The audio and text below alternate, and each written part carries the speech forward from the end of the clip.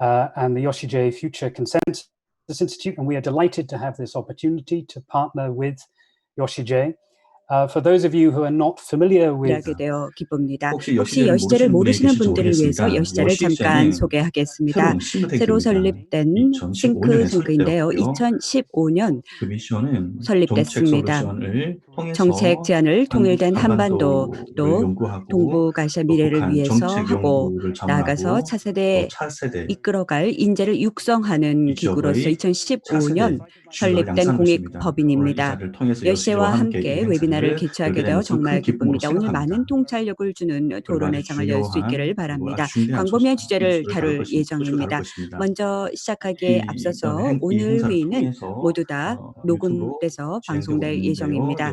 따라서 여러분들 가능하면 질문이 있으면 제출해 주시기 바랍니다.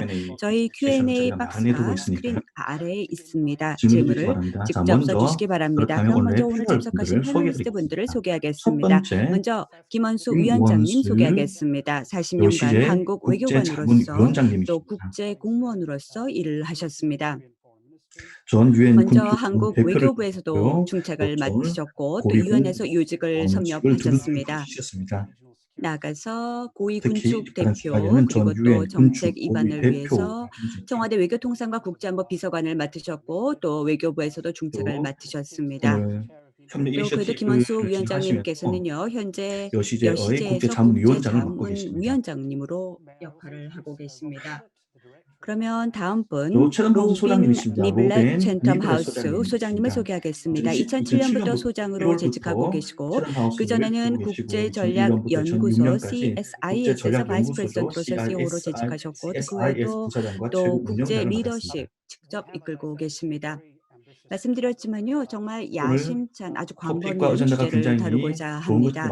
중요한 것은 성공적으로 한국이 어떻게 코로나를 잘 극복하고 대응했는지 한번 듣고 싶습니다. 그리고 아주 중요한 내용은요 타 국가가 어떤 교훈을 배울 수 있는지 한국으로부터 북미적 또 유럽이 한국으로부터 교훈을 배우고 싶습니다. 오늘 여러분 소식 들으셨겠죠? 문재인 정부가 현재 계속해서 제2차 감염과 감염 관련돼서 확산으로 약간 코로나가 다시 증가해서 좀 더 엄격하게 사회적 거리두기를 거리두기를 또다시 향후 진행하는 것으로 2주 알고 동안 있습니다. 실시하겠다라고 그런 발표를 점에서 하셨습니다. 어떤 그 여기에 여파가 분명히 있는지 함의가 있다 이야기해보겠습니다. 생각합니다. 좀 그리고 더 그것뿐 포괄적인 아니라 범위로 국제 협력에 보겠습니다. 우리가 대해서는 어떻게 어떤 국제 교훈을 협력을 이런 할 수가 것들이 던지는지에 있을지 대해서 한국의 이야기해보겠습니다. 성공적인 경험을 통해서 어떤 물론 이 교훈을 모든 배울 수 것들이 있는지 듣고 지금 싶습니다. 굉장히 중요한 물론 이 정치적인 과정에 도전 많은 과제가 있는 정치적 불변 요소가 상태에서 있습니다. 벌어지고 있습니다. 미국 미국과 그리고 또 중국의 중국 간에 관계 있어서 그리고 끊임없이 긴장이 갈등, 고조가 되고 상승, 있습니다.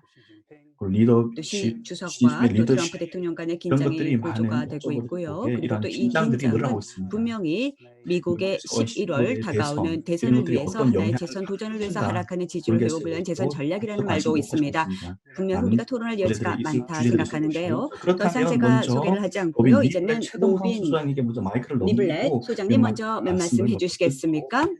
그래서 좀 더 코로나의 함의를 그 이해하고 이후에 싶고 또 글로벌 질서를 서로 듣고 질문을 주고받는 싶습니다. 시간을 갖도록 하겠습니다. 고맙습니다. Thank you very much, John. Great to see you in this new COVID way that we do currently in the United Kingdom. I say in the United Kingdom, of course, John, you're in Paris right now, so we already have some differentiation here, and obviously pleased to be with my colleague Leslie Vinjamuri. We're both in London, which is at least relatively proximate. And Wansu, wonderful to see you again virtually from such a distance. And I'm only sorry that for this first collaboration between Chatham House and Yoshijay, the Future Consensus Institute, we're having to do it virtually like this. Although I think the net result is we're probably reaching a lot more people, which is the positive aspect of the meetings we're all able to carry out right now in this virtual format. Though for many of you, just to let you know, I had the pleasure of actually visiting Yoshijay's headquarters back in October of last year. So it's a shame not to be able to be doing it physically, but nonetheless, I don't want to use up too much of my time,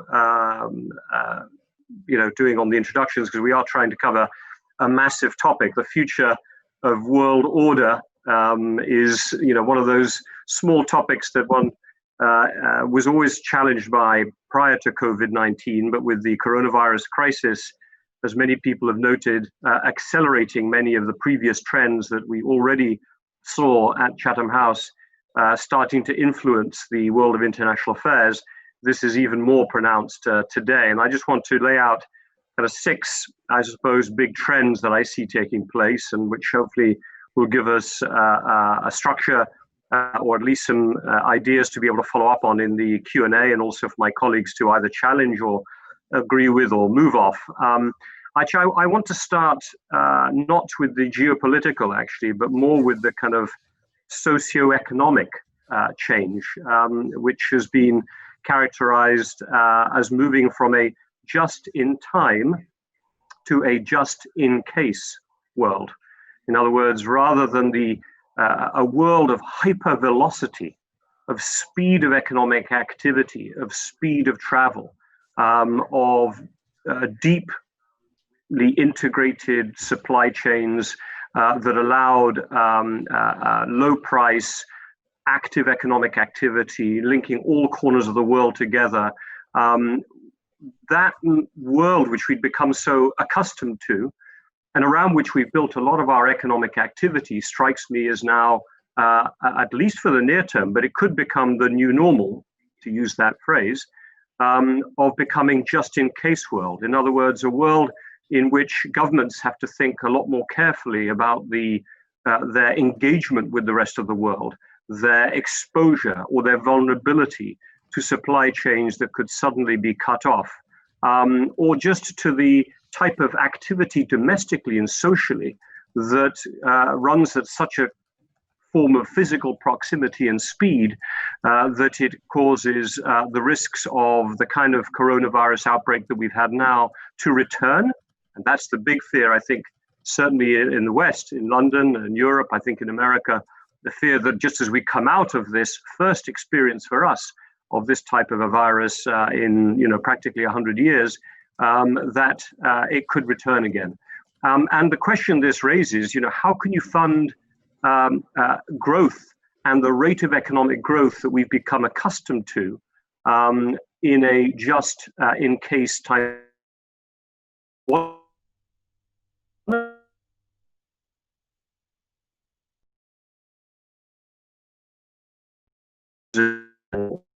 Parts of Southeast Asia into developed status. What does it mean for countries in sub-Saharan Africa? Their ability to move up the value chain, to increase wealth by being engaged in globalization. If globalization economically is less integrated, moving at a less fast speed, the opportunity for these countries to rise becomes more difficult.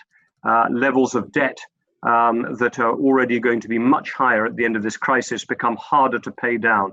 So to me, this idea of a move from just-in-time, hyper-velocity, deeply integrated global economy to a just-in-case world is one of the biggest changes we're likely to see happen. And it will have spillovers, to my second point, into an acceleration of some of the pre-existing trends, particularly around geopolitics. We already saw prior to the COVID-19 outbreak, a deepening of the competition and the sense of suspicion between the United States and China in particular. We'll spend more time talking about it. I think all of our participants, audience, all of our guests on this call will understand that the drivers of this competition, but in particular, a United States that I think in a nutshell, and Leslie will talk more about this in a minute, a United States that has seen China as a country that has been taking advantage of globalization, of its engagement in the global economy, not to become more integrated with the multilateral system as was, not by becoming a more engaged member of the world based on a rule of law, based on becoming more politically plural, but that actually has used that global integration to strengthen itself and its own communist model in a way that is seen as threatening to US interests and to those of its allies. And in a way, what America is now saying, not just to China, but to other countries around the world, is whose side are you on? And the COVID-19 crisis and the fact that it originated in China, the fact that there was 중국 그리고 중국이 현재 어젠다를 계속 추구를 하고 있습니다. 왜냐하면 미국이 현재 중국에 더 회의적이기 때문입니다.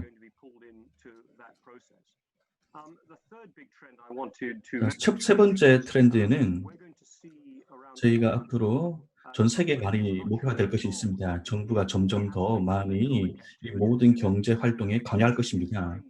바로 이러한 상황에서 세계화가 더 강화되었지만 점점 더 정부의 역할이 축소될 수가 있습니다.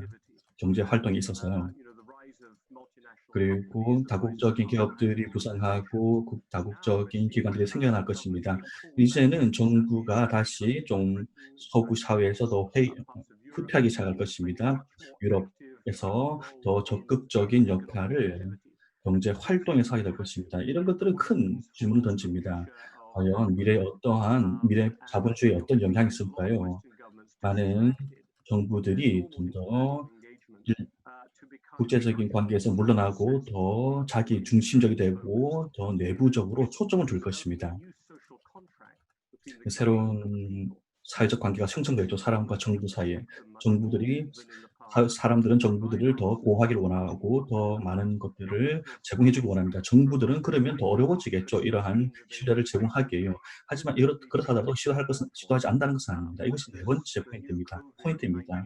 새로운 코비드-19 세대는 어떻게 볼까? 새로운 국제 협력은 어떻게 될까? 다자 간의 협력은 어떻게 될까? 지정학적인 변화가 있을 것입니다.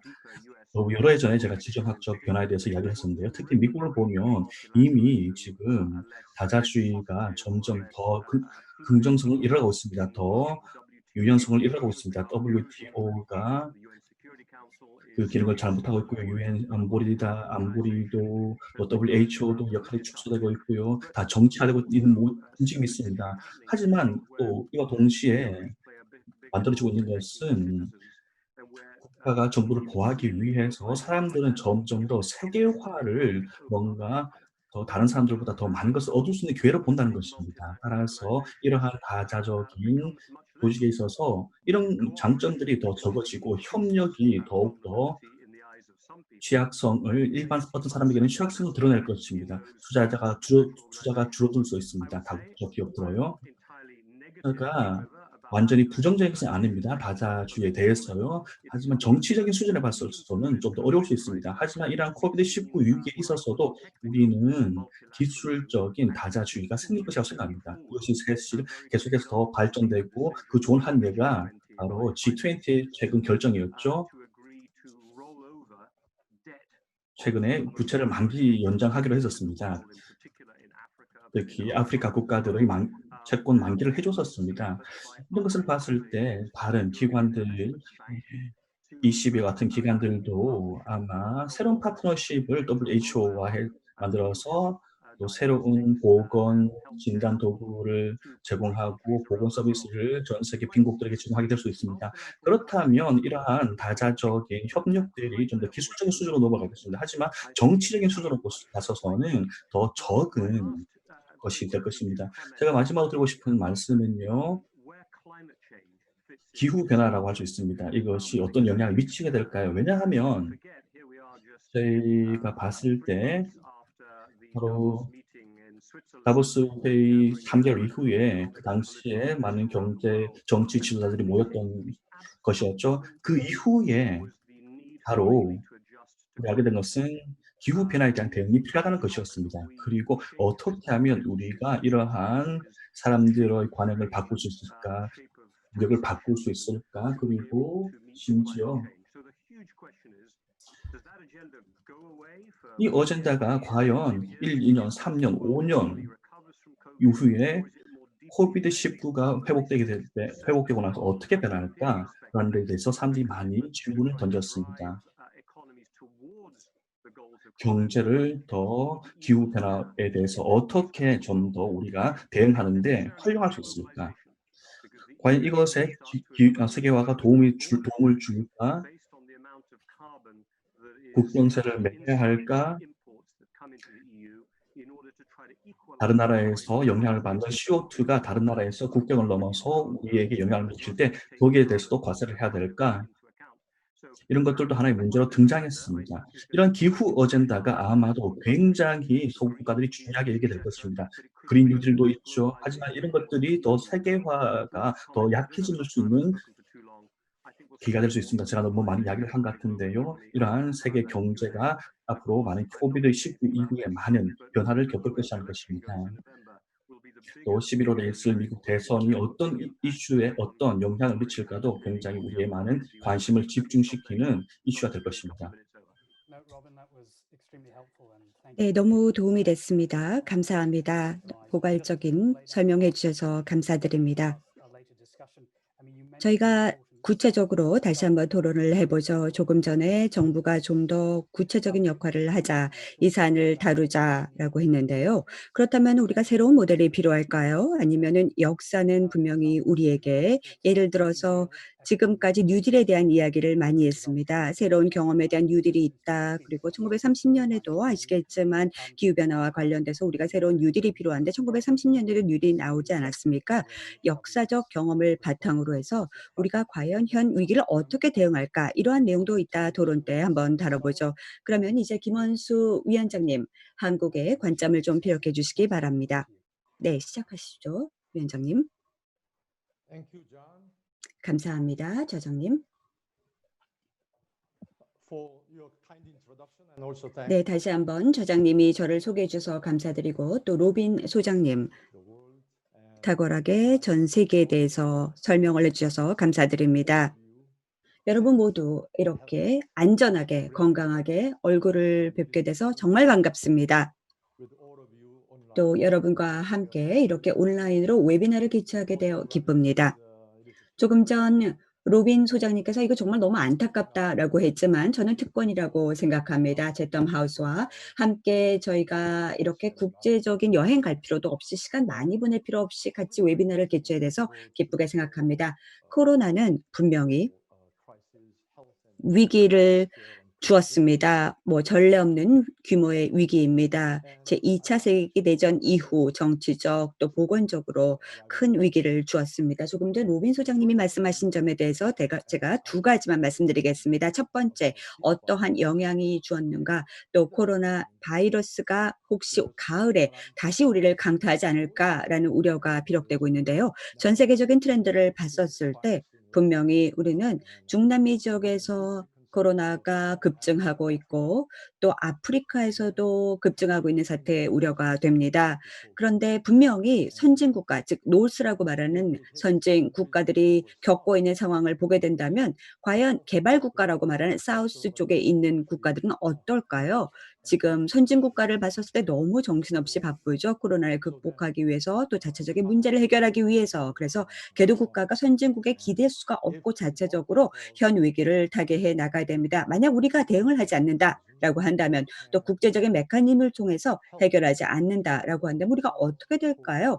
개도국가나 혹은 미개발 국가들이 어떻게 극복할 수 있을까요?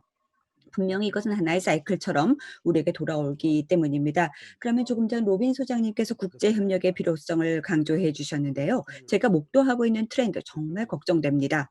왜냐하면 코로나가 주고 있는 이 영향 자체는 보건적인 측면 또 경제적인 측면에서 이미 그 어느 때보다도 역사적으로 봤었을 때 과거에 우리가 겪었던 2008년 미국발 금융 위기는 물론이고 그 어떤 위기보다도 또 대공황과도 비교가 안 될 만큼 지대한 영향을 받고 있습니다. 물론 뭐 방역 조치 또 여러 가지 봉쇄 조치 전 세계적으로 노력이 이루어지고 있지만 경제적인 측면에서 저희는 고통을 받고 있습니다. 이 고통은 점점점 높아지고 있습니다. 그리고 또 거의 지금 경제 침체 수준이 대공황 수준으로 가고 있습니다. 100년 전 대공황 이후 최악의 경기 침체가 아닌가 생각합니다. 현재 겪고 있는 이 고통은 경제적인 측면 그리고 또 어쩌면 1930년대 대공황보다 더 심각하지 않을까 생각합니다.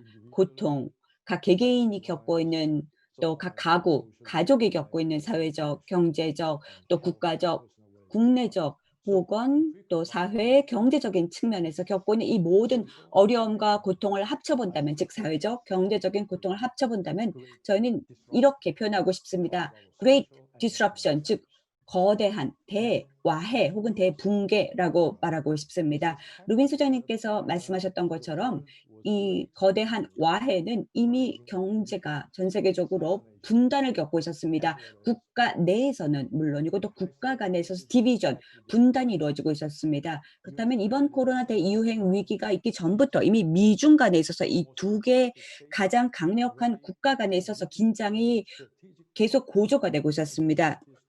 1970년대 전략적 협력에서 1990년대 냉전 이후 시대 겪고 전략적 경쟁의 시대로 접어들고 있었는데 최근 들어서는 달라지고 있습니다. 최근 이 G2 국가가 국내 국제적인 코로나를 극복하기 위해서 현재 트렌드가 완전히 다른 모양새를 갖고 있습니다. 분명히 코로나 대유행으로 인해서 야기가 되고 있는 이 위기는 분명히 위대한 혹은 거대한 와해에다가 더하기 또 위대한 혹은 거대한 분단, 그러니까 great의 D자 하나는 division, 하나는 disruption, 즉 분단과 와해, 이 두 가지 D자로 시작하는 문제점들이 팽배하게 퍼지고 있습니다. 그런데 지금은 글로벌 지도력이 없습니다. 우리에게 필요한 것은 현재 문제를 타개하기 위해서는 리더십이 필요한데 없습니다. 그래서 어쩌면 대공황 때보다 더 힘든 사태에 빠지지 않을까 우려가 됩니다. 또 소장님께서 말씀하셨던 것처럼 저희가 목도하는 것은요. 계속해서 포퓰리즘을 활용하기 위해서 또 계속해서 정치적인 맥락에서 다극 구조로 가고 있습니다. 그리고 또 편협된 국수주의적 국가만 생각하고 있는 사람들이 여러 가지 장벽을 높게 세우고 있습니다. 그리고 그 결과로서 결국 보호주의가 계속해서 강화될 것입니다. 보호주의에 대한 어떤 멘탈리티가 점점 더 강화될 것인데 여러분 다 대공황 이후 어떤 일이 있었는지 아시죠? 그렇기 때문에 너무나 끔찍한 결과가 우리 인류에게 펼쳐지지 않을까 걱정됩니다. 우리가 해야 될 일은요. 이 모든 이 영어 D자로 시작하는 디비전과 디스럽션, 분단과 그리고 또 와해가 가져다주고 있는 이 재앙 시나리오를 막기 위해서 우리가 노력을 기울여야 합니다. 우리가 무엇을 할 수 있을까요? 살고 있는 세상, 어떤 세상이죠? 글로벌 질서, 국제 질서는 현재 G2가 이끌어 왔습니다. 하지만 이제 필요한 지도력의 하에서 우리가 가야 되는데 문제는요. 지금 G2가 아니라 G0입니다. 지도력이 지금 vacancy, 공백 상태입니다. 그러면 미국과 중국 어떻게 될까요? 의견차를 좁혀서 기적적으로 다시 힘을 합쳐서 해법을 제시할 수 있을까요? 그러면 정말 행복하겠죠. 정말 만족하겠죠.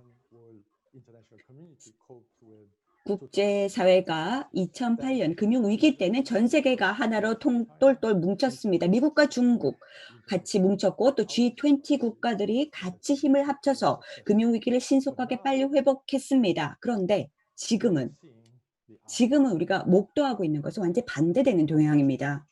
G2 국가들이 계속해서 경쟁 구도로 긴장 고도 상태로 가고 있습니다. 따라서 제가 걱정하는 것은요. 지금 국제협력이라는 시나리오가 보이지 않습니다. 미국 대선이 끝나는 11월 이후가 되던 혹은 대선이 끝나고 나서 누가 대선에서 승자가 돼서 대통령이 되던 제가 걱정되는 것은요. 현재 미중 간의 이 경쟁 구도나 고조가 되는 긴장 구도가 지속되지 않을까 걱정됩니다. 좀 더 전략적인 경쟁 관계가 아니라 오히려 전략적 협력 경쟁이 아니라 전략적 대결 구도로 가지 않을까, strategic confrontation, 대결로 가지 않을까 걱정됩니다. 만약 이 구도가 계속 지속된다면 어떻게 될지 걱정됩니다. 최선의 시나리오, 우리가 모두 다 노력을 기울여서 함께 힘을 합쳐서 반드시 현재의 이 리스크를 완화시켜서 G2가 지금 리더십 공백을 만들고 있는데 이것을 채워나가야 됩니다. 오늘 저희가 이렇게 온라인으로 세미나를 개최하게 돼서 너무 기쁩니다. 어쩌면 우리가 함께 힘을 모아서 아이디어를 교류하면서 뭔가 비슷한 생각을 하고 있는 국가들, 한국이나 영국 같은 국가들이 여러 가지 공통 분모를 갖고 있고 같은 생각을 하고 있습니다. 따라서 자유민주주의, 또 시장경제, 그리고 또 상위 경제 선진국가에 속하지 않습니까? 이런 국가들이 밀접한 관계를 바탕으로 경제적, 정치적, 돈독한 관계를 유지하면서 미중 간의 관계도 같이 잘 이끌어가지 않을까 생각합니다. 그래서 현재 상황이 너무 때가 늦어지기 전에 뭔가를 할 수 있기를 진정으로 희망합니다. 전 세계를 위해서 뭔가 할 수 있기를 바랍니다. 어떠한 메커니즘이 됐던 현재의 리스크를 와해하고 완화하기 위해서 글쎄요, 뭐 G2가 할 수도 있고 G2가 우리의 노력에 동참할 수도 있지만요. 새로운 제안을 하고 싶습니다. 기후 변화에 대해서 또 말씀드리고 싶습니다. 현재의 코로나는 분명히 우리가 직면하고 있는 불확실성이 얼마나 심각한지를 다시 한번 재조명해 주었습니다. 이 위기에는 기후변화 위기도 들어갑니다. 인간의 활동이 분명히 인간이 살고 있는 서식지를 해치고 있습니다. 어쩌면 우리가 바이러스를 강제적으로 확산시킨 게 아닌가. 바이러스가 과거에는 동물에서 동물로만 전이가 됐는데 어쩌면 우리 인간의 활동 때문에 이제는 동물에서 인간에게 전파된 게 아닌가 생각도 듭니다. 그래서 기후변화도 또 지구온난화 그리고 또 여러 가지 극지방이 계속해서 지금 북극이나 남극에서 얼음이 녹아내리는 이 빙하가 녹는 이 모든 활동들 분명히 이거는 기후재해인데 이것이 지속 가능치 못한 결과라 자아내고 있습니다. 인간이 만든 문제입니다. 기후변화 문제는. 그래서 제 생각은 하나의 아이디어로 우리가 다룰 수 있는 것은 지금 로빈 소장님이 말했던 것처럼 기술적으로 기능을 발휘할 수 있는 다자체계 분명히 우리에게 필요하고 또 기능을 잘 발휘할 수 있는 예를 들어서 고리스크, 고가연성 혹은 기후변화와 지속가능성과 관련된 이 모든 문제들을 우리 어젠다로 다루면서 마음이 같은 생각을 같이 하는 한국, 영국 같은 국가들이 힘을 합칠 수가 있습니다. 영국이 현재 이 COP 프로세스에서 의장국으로서 역할을 하면서 또 나아가서 좀 더 확장을 시켜서 여기에다가 타 국가도 포함시킬 수 있습니다. 같은 생각을 하는 타 지역에 있는 뭐 호주나 혹은 유럽 국가들도 혹은 캐나다도 동참할 수 있습니다. 그래서 우리가 해법을 모색할 수 있다 생각합니다. 어쩌면 이것을 우리가 그린 뉴 딜 코얼리션이라고 명명할 수도 있습니다. 그래서 해법을 찾아 나갈 수도 있을 것입니다. 코비드 이후에 현재의 리스크를 완화해 나가고 또 현재 인류가 겪고 있는 고통을 완화해 나갈 수 있을 것입니다. 제가 여러 가지 제안을 여러분들께 가능한 해법으로 제시해 봤습니다. 국제적인 협력 메커니즘의 대안으로서 여러분들께 즉각적인 미래에 우리가 활용할 수 있는 제안으로서 드려봤습니다. 최소한 생각을 같이 하는 국가들이 함께 다뤄볼 수 있지 않을까 생각합니다. 지혜를 모아서 협력한다면 이 프로세스가 어쩌면 첫 번째 단계로서 장기적인 방향으로 가는 첫 발자국이 아닐까 생각합니다. 네, 다시 존 마이크 넘기겠습니다. 네, 고맙습니다. 아주 좋은 지적이었습니다. 모든 도전 과제를 잘 말씀해 주셨습니다. 바로 아주 간결하게 잘 요약해 주셨습니다. set of responses linking together our two countries. I'm sure we'll want again to lay down. 다시 한번 그 시장에 대해서 이야기해 보겠습니다. 아주 전략적인 위기가 있습니다. 또 이러한 위층 과제, 계층 위기도 있다는 것을 지적해 주셨습니다. 또한 아주 리더십의 중요성을 지적해 주셨죠. 아주 중요한 부분입니다. 미국에게도 미국이 지금 강대국이기 때문에 현재로서는 굉장히 중요한 부분이라고 볼 수 있죠. 아주 중요한 부분을 지적해 주신 것 같습니다. 다시 한번 강조할 필요 없을 것 같습니다. 레슬리 박사님, 네, 고맙습니다. 네, 먼저 존과 로빈 박사님, 김원재 원장님, 다시 이 기회를 통해서 저를 초대해 주셔서 고맙습니다. 아주 많은 좀 여러분들 만나서 아주 즐겁게 생각합니다. 이렇게 지금 가상 회의로 진행하고 있는데요. 자, 다시 한번 간단하게 굉장히 많은 질문이 나왔던 것 같습니다. 아까 2D라는 것을 말씀해 주셨습니다. 제가 지금 저 역시 굉장히 앞으로 많은 발길이 있기 때문에 낙관적으로 생각하는 부분도 있는데요. 2D라는 것은 사실 아주 역동성이 있는 것이라고 생각합니다. 아주 좋은 질문이었습니다. 이러한 지금 같은 시기에 굉장히 큰 위기가 계속해서 지금 많은 도전 과제를 만들어내고 있기 때문이죠. 너무나 큰 위기이기 때문에 우리가 어느 정도까지 답변할 수 있을지는 알 수가 없을 수도 있습니다. 이러한 역학의 변화가 어디서 발생할까요? 먼저 몇 가지 중요한 것을 한번 말씀드리겠습니다. 국제적인 맥락에 있어서 아주 간단하게 미국을 한번 보겠습니다. 미국은 세계대전 이후 로빈 소장님의 말씀처럼 중산층의 위기입니다. 이것은 굉장히 이런 문제를 봤을 때 어느 정도까지 국가들이 계속해서 경제적인 사다리를 변화시키고 경제적인 맥락에서 이것이 변화할까요?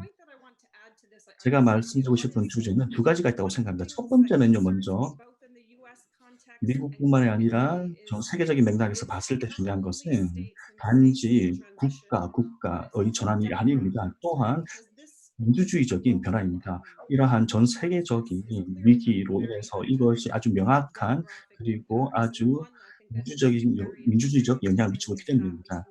여기서 재밌는 것은 구세대와 신세대 간의 갈등입니다. 이것이 굉장히 전 세계적으로 다른 양상으로 나타나고 있습니다. 유럽에서는 젊은이들이 점점 더 많은 젊은이들이 아프리카, 유럽에서 나타나고 있고요. 이들이 굉장히 다른 양상을 가지고 있습니다. 하지만 명확한 것은 기회의 상승과 젊은 세대들이 구세대를 대체하는 것이 굉장히 빨리 일어나고 있고요. 그리고 우리가 반드시 이것을 진지하게 조심스럽게 이러한 문제에 조심스럽게 분석하고 집중해야 한다는 것입니다. 그리고 구체적인 해결을 만들어내야 한다는 것입니다. 젊은이들이 점점 문제 해결을 요구할 것입니다. 그리고 더 이들이 특히 아까 로빈 박사님께서도 말씀하셨던 것처럼 이런 젊은 세대의 문제들이 디지털 세계에서도 20년과는 달리 굉장히 중요한 역할을 하게 된다는 것입니다. 바로 이것들이 바로 인구학적인 변화가 일어난다는 것이죠. 민주주의적인 변화도 있지만 인구학적인 변화가 일어난다는 것이죠. 또 다시 한번 드리고 싶은 말씀은 아까 하셨던 질문 중에 중산층의 파워들이 어떻게 변할까? 중산층들이 바로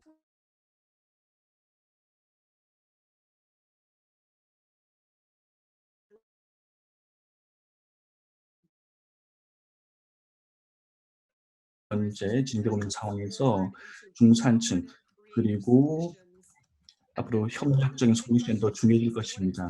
여기서 중요한 질문은 과연 이들이 계속해서 그런 역할을 할 수 있을까요? 그들의 역할이 더 확대될 것일까요? 왜냐하면 사실상 이 미래에 이들 국가들이 할 수 있는 역할들이 다를 것이기 때문입니다.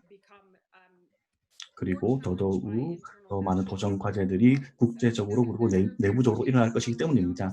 지금 이런 상황들이 지정학적인 갈등에서만 변하는 것이 아니라 이러한 인구학적인 변화들도 앞으로 큰 우리가 직면해야 할 질문일 것입니다. 몇 가지를 미국에 대해서 말씀드리겠습니다. 명확하게 과연 11월에 있을 이 대선이 큰 게임 체인저일 것입니다. 미국인들뿐만이 아니라 그리고 경제적인 회복뿐만이 아니라 미국의 경제적 회복 문제뿐만이 아니라 그것은 전 세계에 많은 영향을 미칠 것입니다. 미국은 지금 굉장히 엄청난 역학 상황에 처해 있습니다. 미국은 굉장히 엄청난 역동적인 상황에 처해 있습니다. 굉장히 많은 문제들을 팬데믹 문제, 경제 문제, 그리고 우리가 결코 들어보지 못했던 문제들이 계속해서 생겨나면서 너무나도 모든 제가 미국에서 아는 사람들을 이야기를 해보면 와일드 와일드 웨스트라고 이야기를 합니다. 그렇기 때문에 지금 미국은 굉장히 역동적인 변화를 겪고 있습니다. 인종 갈등, 미네아폴리스에서 일어나는 이러한 갈등들, 충돌들, 지금 인종 문제도 아주 심각한 재앙적인 그리고 너무나도 수치스러운 문제를 앞으로 만들어낼 수 있습니다. 하지만 이런 코비드로 인해서 이런 경제 위기가 있기 때문에 이미 미국에서 10만 명이 사망을 했고 그리고 계속해서 사망자가 늘어나고 있습니다. 약 4천만 명이 지금 실업급여를 신청한 상태이기도 하고요. 그래서 이러한 인구학적 변화, 인종 문제, 민주당의 문제, 공화당 지지주, 민주당 지지주 간의 갈등 이런 것들이 보면 엄청난 양극화를 만들어내고 있습니다. 그리고 이 사이에 양극화시키는 것이 만약 우리가 다시 재택 명령을 계속할 것인가 그리고 아니면 다시 경제를 재개할 것인가 이 사이에서의 갈등도 만들어내고 있는 것이죠. 민주당이나 공화당의 문제가 아닙니다. 연령의 문제도 아닙니다. 여성과 남성의 문제가 아닙니다. 공화당은 민주당을 지지한다든지 민주당을 지지하는 주, 공화당을 지지하는 주 간의 갈등도 있고요. 이런 많은 분열들이 엄청나게 많은 분열들이 역동적인 미국의 역동적인 상황을 만들어내고 있습니다. 많은 분열들 이런 것들이 위기와 함께 일어나고 있습니다. 그러면 앞으로 미국의 역할은 어떻게 될까요? 물론 선거가 굉장히 중요할 것입니다. 선거로 인해서 이 상황을 판도를 바꿀 것만이 아니라 엄청난 영향을 전 세계 나머지 지역에도 미칠 것입니다. 중국 문제도 있죠. 중국도 굉장히 그중에 민주주의 문제, 인권 문제 이런 것들이 굉장히 심각하게 진행되고 있습니다. 하지만 가장 큰 트럼프 행정부가 미치고 있는 전 세계 가장 큰 영향은 트럼프는 예측하기 어렵다는 것입니다. 그리고 자기만 중요하다고 생각한다는 것입니다. 자, 그렇다면 행정부가 바뀐다면 그렇게 된다면 네, 큰 변화가 있겠죠. 네. 11월 이 지나면 지금은 미국이 그때 가서 팬데믹이 어떻게 변할지 지금은 예측하기 어렵습니다. 다시 대통령이 변하고 경제가 다시 재개될 수는 있을 것입니다. 하지만 그때가 되면 이미 많은 사람들이 자기의 가족을 잃게 될 수도 있고 굉장히 큰 변화를 겪게 될 수도 있습니다. 하지만 행정부가 변한다면 많은 고위층의 관료들이 그들이 미국, 중국 갈등에 의해서 영향을 받고 그리고 민주주의를 향한 목소리가 더 크게 될 것입니다.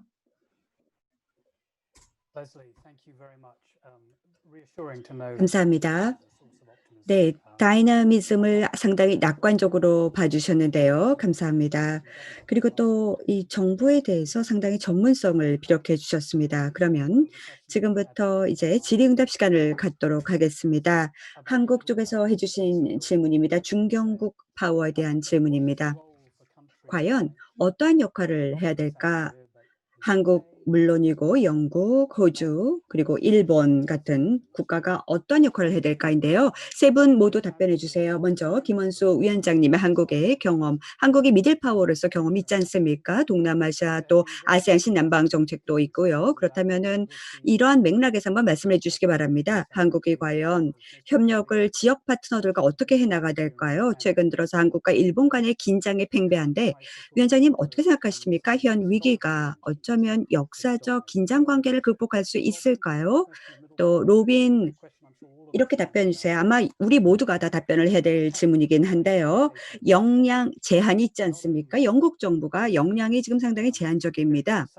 예를 들어서 여러 가지 도전 과제 극복했습니다. 코로나 극복하는데 너무나 높은 사망률도 있었고 또 마찬가지로 브렉시트를 지금 겪지 않았습니까? 그렇다면 영국이 어떻게 해나가야 될까? 지금 이게 두 가지 쌍둥이처럼 동시다발적으로 국내에는 브렉시트가 생겨나고 있고 또 여러 가지 역량이 부족하고 또 총리님의 약간 인기 문제도 있지 않습니까? 그다음에 레슬리 미들파워에 대해서 말씀을 해 주시기 바랍니다. 과연 도널드 트럼프 대통령이 어떤 생각을 갖고 있을까요? 어느 정도까지 미들파워에게 영향을 줄까요? 지정학적으로. 또 정책을 직접 입안할 수 있는 차원에서 어떨까요? 네, 김원수 위원장님부터 해 주시기 바랍니다.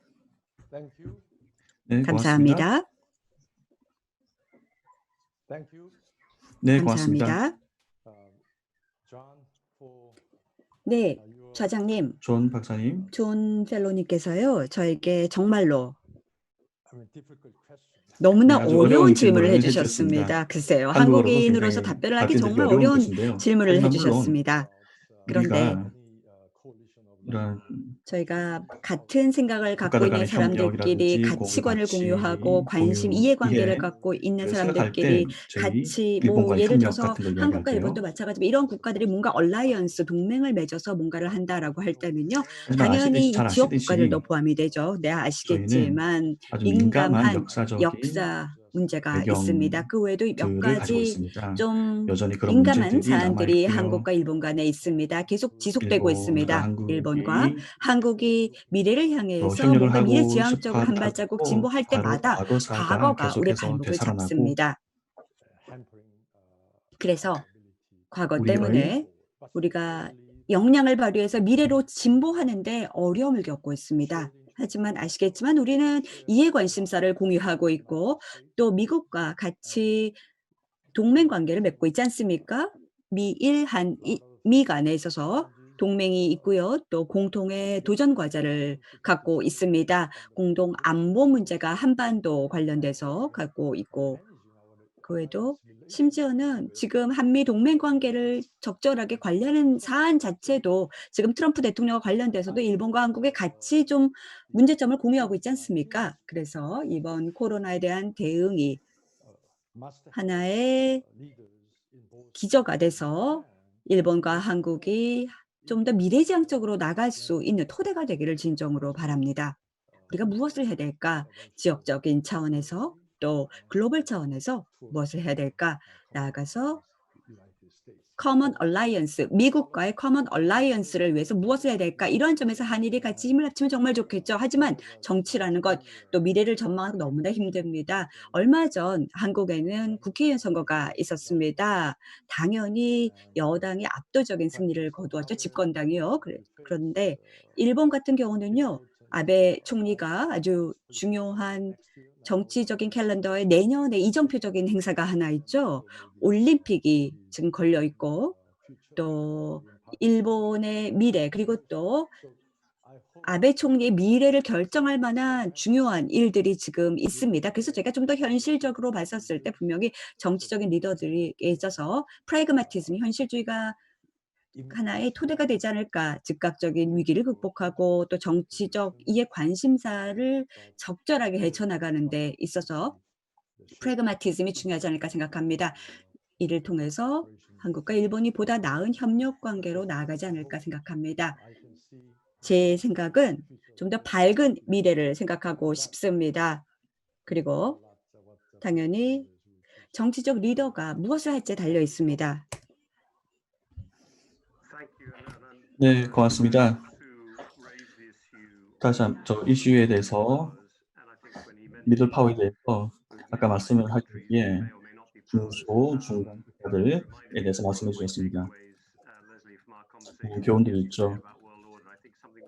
세계 질서에 대해서 이야기를 했을 때 아까 제가 여러분 다 아시겠지만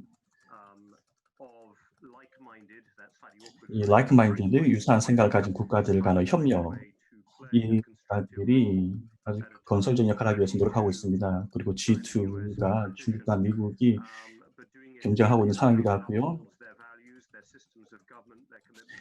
이러한 시스템들이 투명성, 민주화, 민주주의, 열린 시장 이런 것들이 굉장히 더 중요한 때가 되고 있습니다. 자, 몇 가지 질문이 많이 나왔는데요. 자, 코기나님께서 하신 질문이 있습니다. 어떻게 그러면 다시 한번 2차 세계대전으로 올 상황으로 회귀하는 것을 막을 수 있냐? 네, 제 질문은요. 네, 아마 존 박사님도 하신 것이지만, 자, 이 G2 이 상황에서 계속해서 저희가 해야 될 일은, 네, 물론 답변 자체는 굉장히 쉬울 수 있습니다. 물론 영국이 사실 전형적인 국가죠. 이렇게 먼저 나서서 역할을 하게 했던 국가였죠. 세계 경제에서도 역할을 했었고요. 또 UN 안보리에서도 여러 역할을 하고 있습니다. 다른 많은 나라들처럼 역학관계, 한국에서 역학관계를 또 말씀하셨는데 우리 모두 이 국내 정치가 코비드-19 위기에서 더 중요해질 것입니다. 또 창의적으로 생각해서 개입을 해야 할 것입니다. 그리고 그들의 책임을 다해서 다국적인 협력을 G2와 함께 해야 될 것입니다. 이론적으로는 좋죠. 하지만 사실 실질적으로는 굉장히 어렵습니다. 브렉시트도 영국에서는 있고요. 여러분 다 아시겠지만 영국은 지금 브렉시트를 했습니다. 이미 이후에 인제 회원이 안 됩니다. 자, 기억하기는 어렵겠지만요. 영국은 하지만 EU를 떠났지만 하지만 여전히 이 시장이 있습니다. EU와 협상을 해야 되는 상황입니다.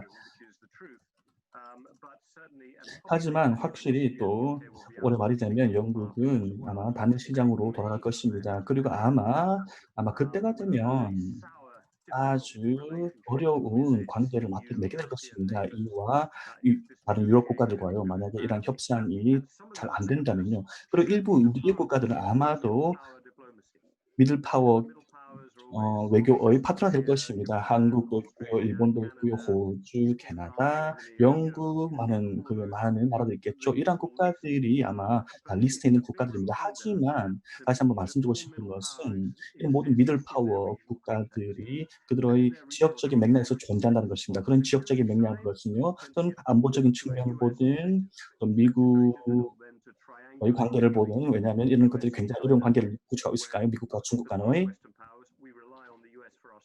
우리도 안보를 미국에 의존하는 부분도 있기도 하니까요. 하지만 더 넓게 본다면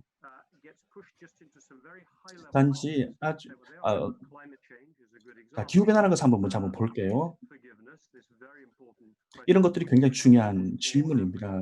우리가 아프리카 국가들에게도 중요한 문제죠. 아프리카는 잠재적으로 이러한 공통성의 문제에 영향을 받을 수 있는 지역이기 때문이죠. 여러 시장 접근 등등. 그래서 코비드 이후에 WHO나 WTO는 미국, 중국의 맥락뿐만 아니라 또 미들 파워들의 맥락에 따라서도 많이 바뀔 것입니다. 물론 미들 파워들의 역할도 중요하게 되겠죠. 이들이 그 많은 해결책을 만들기 위해서 노력할 것입니다. 지금 우리가 필요한 것은 이 역량을 종합해서 포럼을 하나 만들어서 이를 통해서 서로 함께 모이는 것입니다. 아마 G20도 좋을 것입니다. 또 이것을 G7도 확장을 한다든지 아니면 또 G7뿐만이 아니라 또 영국도 그래서 이런 것에 참여할 수도 있을 것입니다. 아마 공동 의장을 맡는다든지요. COP19 등등도 있을 것입니다. 이런 미들 파워들이 모여서 더 우리의 역량을 종합해서 G2 경쟁에 노출되지 않고 협력하는 것도 할 수 있을 것입니다. 네.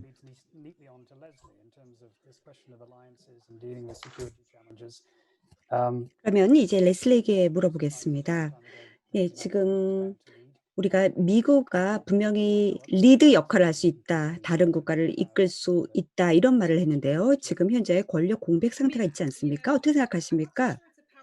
글쎄요. 저는 이게 파워 베큐움이라기 말하기보다는 훨씬 더 강하지 않을까 생각합니다. 왜냐하면 단순하게 우리가 권력 상태가 지금 베큐움이다라고 한다면 너무 간단합니다. 오히려 왜냐하면 파워가 베큐움이다 그러면 할 수 있는 일이 훨씬 더 많습니다. 하지만 현 상태는 훨씬 더 긴장되고 더 힘듭니다.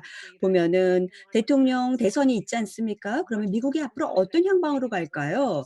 글쎄요. 부정적인 방법이라기보다는요. 분명히 할 수 있는 일이 훨씬 더 많을 겁니다.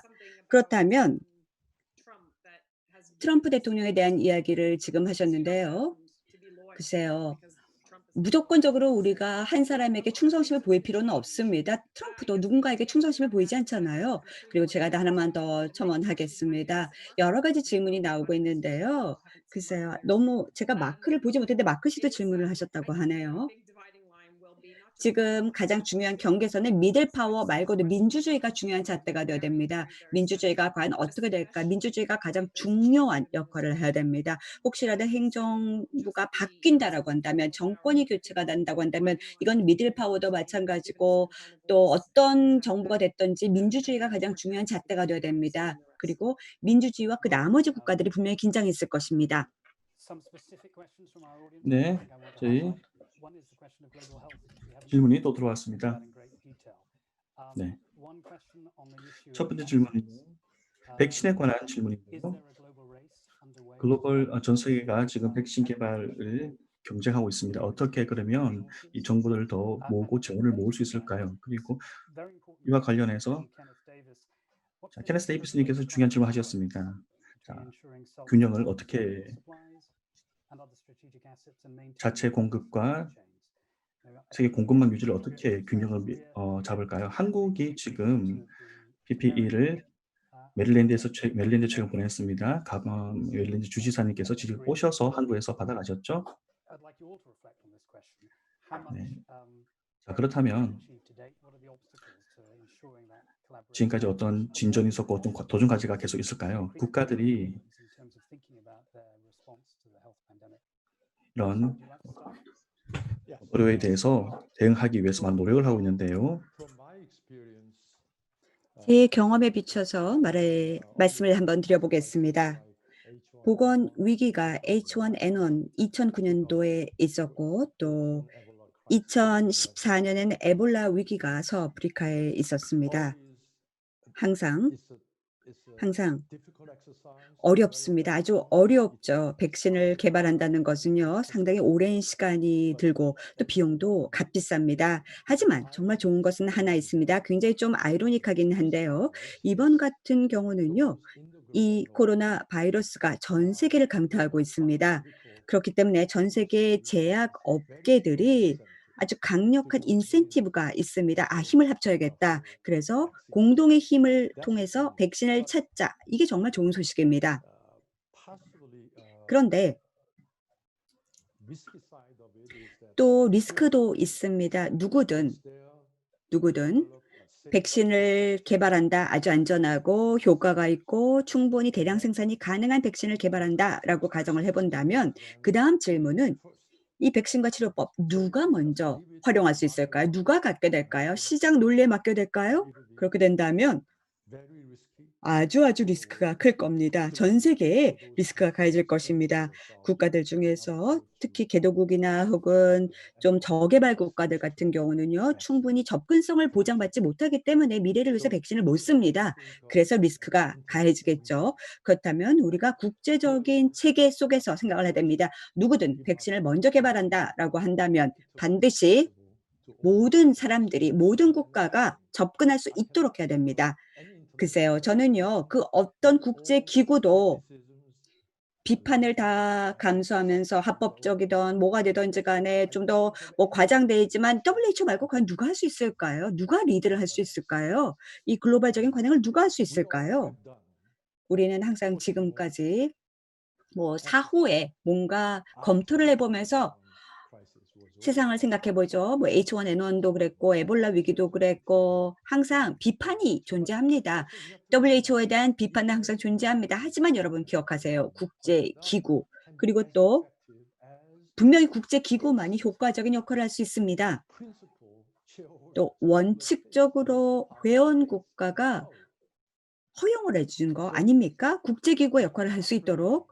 그래서 우리가 세계 문제를 현재 겪고 있는 이 세계 문제를 누군가의 책임으로 돌릴 수 없습니다. 제가 보기에는요. 세계 보건기구 WHO의 책임을 묻는다는 것은 이거는 아니라고 생각합니다. 어쩌면 좀 더 강력하게 목소리를 피력할 수가 있겠죠. 강력한 국가, 회원 국가들이 좀 더 큰 목소리를 낼 수는 있을 것입니다. 왜냐?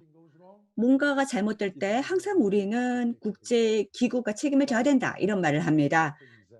하지만 지금 겪고 있는 코로나 사태가 가장 좋은 사례가 아닌가 생각합니다. 국제 기구가 역할을 좀 더 강화해서 좀 더 많은 지원을 할당해서 좀 더 목소리를 내서 좀 더 어떻게 하면 코로나를 극복할 수가 있을지 그리고 또 평등하게 효과적으로 백신을 배포할 수 있을지 역할도 국제 기구 WHO가 해야 되지 않을까 생각합니다. 그리고 잠깐만 제가 멈추겠습니다. 다른 질문도 하고 싶어서요. 네. 네, 세 가지 질문이 올라왔습니다. 여러분 다 생각해 볼 주제입니다. 홍콩에서 계신 분이 질문하셨는데요. 어느 정도까지 우리가 글로벌 커뮤니티가 홍콩에 대해서 관심을 많이 안 가지고 있는데요. 자, 로빈 박사님, 향후 유엔 총회가 코비드-19에 대해서 국제 협력에 대해서 해결할 때 한국에서 어떻게 이 협력할 수 있을까요? 또 그에 관련해서 정치적인 다자주의를 봤을 때 이것이 과연 세탁원인 것일까요? 어떤 인센티브를 제공해서 또 어떤 민간 분야에서 어떤 역할을 해서 그 정치적인 다자주의를 강화할 수 있을까요? 백신 관련된 문제 그리고 다른 공공재를 어떻게 해결할까요? 자, 먼저 로빈 박사님 말씀해 주시고 레슬리 박사님 답변 듣도록 하겠습니다. 네. 굉장히 많은 중요한 질문 하셨습니다. 홍콩에 대해서 먼저 말씀드리자면 네, 저는 이것이 국제사회의 관심을 분산시키는 문제가 아니라고 생각합니다. 중국 정부가 지금 이런 문제들을 만들어내고 있는데요. 코비드-19에서 이런 홍콩 문제가 코비드-19 때문에 많은 국제사회가 관심을 못 가지고 있는 것은 아니라고 생각합니다.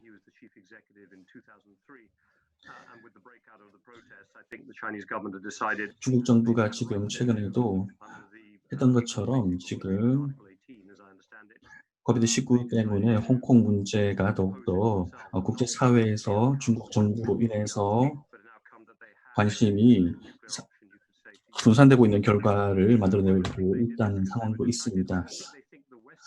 하지만 서구 사회도 관심을 안 가지고 있는 것은 아니라고 생각합니다. 영국이나 미국은요.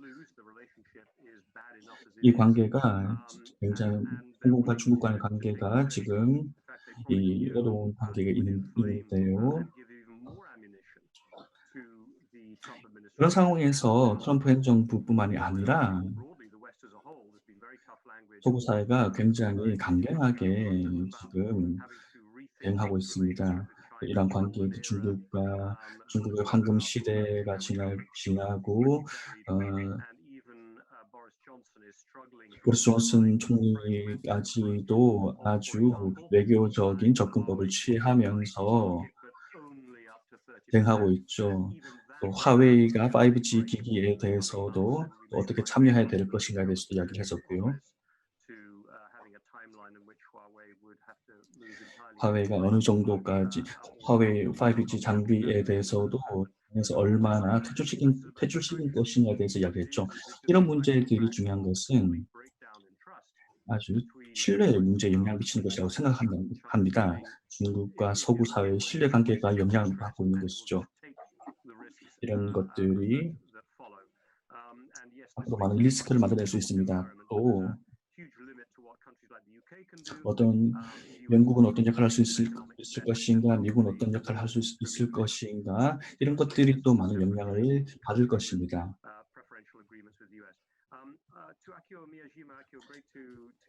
또 다른 분이 질문을 하셨는데요. 어떻게 해야 될까요? 네. 간단히 말씀드리자면 다자주의를 계속해서 유엔 총회에서 이런 어젠다로 만들어야 할까요? 제 생각에는 미 대선을 앞두고 아마도 이 모든 긴장들, 특히 정치적인 긴장들이 굉장히 대응하기 어렵다고 생각합니다. 이 건설적인 어젠다를 만드는 데 굉장히 중요한데요. 보건 측면에서 봤을 때 물론 어떤 프로세스를 통해서 더 유엔 시스템이 더 좋아질 수도 있습니다. 어떤 보건적 재원을 활용해서 조약들을 만든다든지 국가들이 그를 통해서 더 물자를 제공하기로 약속한다든지 백신을 더 세계적으로 공급한다든지 IP를 공유한다든지 또는 제네릭한 약품을 공급한다든지 같은 것이 있습니다. 유엔 총회에서 아마 유엔이 WHO에서 중요하기 때문에 이런 것 유엔이 다시 한번 이 보건 다자주의를 증진해서 아까도 말씀드렸던 것처럼 유엔이 그런 역할을 할 수 있을 것 같습니다. 중국과 미국이 협력하도록요. 또 마지막으로 인센티브에 대해서 민간 분야 인센티브에 대해서 말씀드리자면 굉장히 민간 분야의 역할이 중요합니다. 민간 분야들이 사실상 글로벌 회사들입니다. 이들이 바로 많은 보건 분야에서 큰 역할을 하고 있습니다. 경제적으로도 보건적으로도 또 투명성에 있어서도 과세에 있어서도요. 정부들이 서로서로 이렇게 싸우는 시기에 기업들은 전 세계 소비자들을 대상으로 영업을 합니다. 정부가 할 수 없다면 민간 분야들이 할 수 있는 것입니다. 이런 각 민간 기업들이 그 역할을 할 수 있는 것이죠. 그래서 이러한 기회가 바로 민간 분야에 있는 기회라고 생각합니다.